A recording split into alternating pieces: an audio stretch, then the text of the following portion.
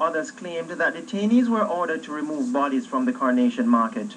Move the body them from out of the market to bun down, and them have body from chain line high, that's all in a separate serve. Right, so, but we there for the man move the body them from. To which part? We want to move the body them go? They may move it, go down a separate, we don't know what them do with it. Relatives of those detained vented frustration at what they term as the gross ill treatment of their loved ones. Some also highlighted that they were never officially informed of where their loved ones were being held. Them cannot take where the people them, and I keep them down there, so I now call them family members and say, them have them people, right? Them take with them phone and everything. All we feel know some people them down in there. Me and Lisa come in, I hear my father name come up. Where we feel look? The boy them a come up, bust up and cut up. All them something fear, them something else supposed to fear work. When quizzed on the deadly incursion into Tivoli Gardens, some former detainees highlighted that they barely escaped death. Look out for back. Look for the whole of my shop.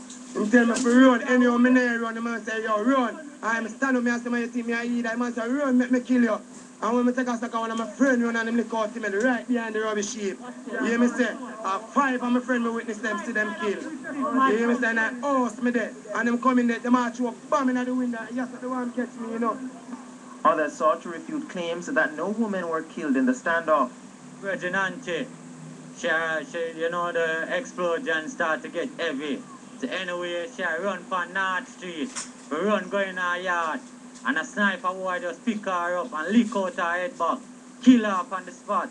Shortly afterward, yet another vehicle drove in with detainees. While several detainees have been released since the operation began, CVM News understands that more than 500 persons are now being held in the arena. Kingston Roberts, CVM News. Tonight we get an insight in the 2 affidavits the U.S. authorities are relying on to convict Christopher Dudus Koch. A cooperating witness who is awaiting sentencing signed a letter outlining his dealings in drugs and a gun which allegedly involved Koch. The second witness, who is also awaiting sentencing, highlights what he claims to be a strong link between Koch and a drug dealer in New York. Here's Andrew Cannon with more. It took the nation's military to go after one man in an all-out assault on its 4th straight day. Is it just that lethal a force that required such an onslaught? Persons continued that debate, but one thing is for certain, to U.S. prosecutors, based on the affidavits, Christopher Michael President Koch is no ordinary gang leader. Based on more than 5 intercepted conversations involving cooperating witness number 1, who is a Jamaican, a chilling picture was painted of a man who could be viewed as a godfather of the mobster underworld, who rules his criminal kingdom with an iron fist. The first cooperating witness pleaded guilty to conspiracy to engage in firearms trafficking.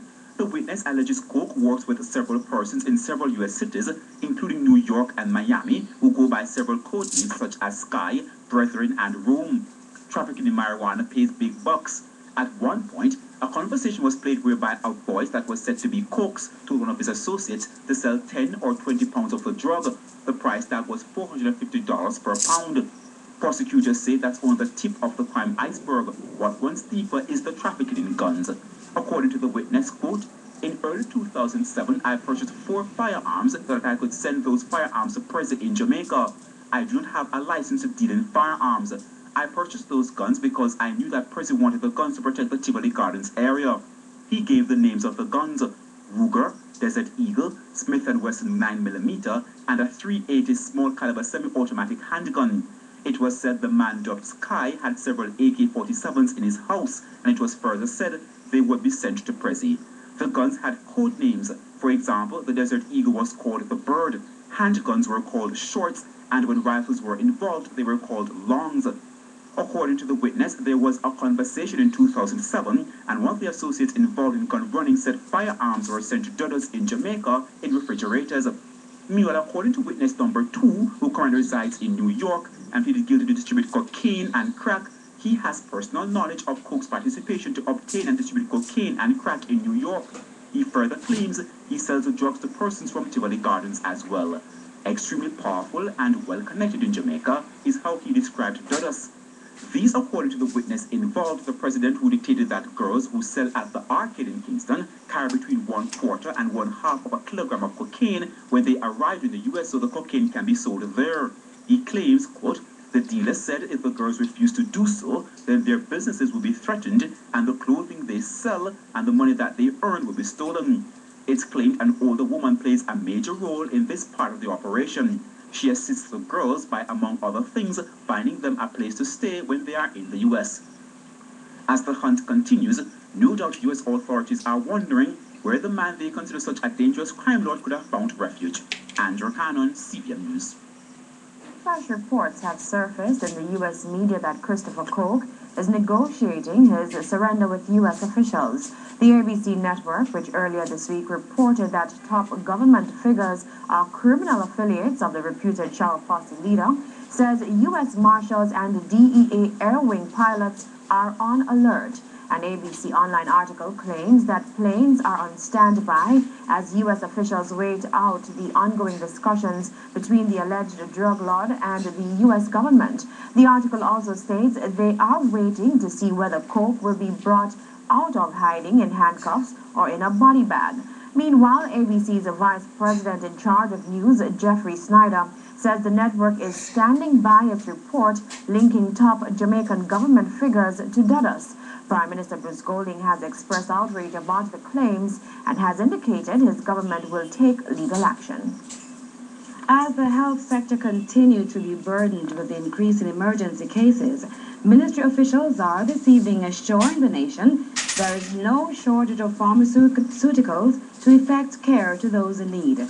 Health officials informed that all is in place to deal with acute injuries and other cases. We have more from Damien Phillips. President of the Nurses Association of Jamaica, Edith Allwood Anderson, leads a high-level team of officials from the Ministry of Health, led by Rudyard Spencer, into the Victoria Jubilee and the Kingston Public Hospitals in downtown Kingston. They viewed firsthand the situation which the medical teams have been facing since fierce gun battles between gunmen and security forces began. And while they may be smiling, this was not the case a few days ago when guns were blazing.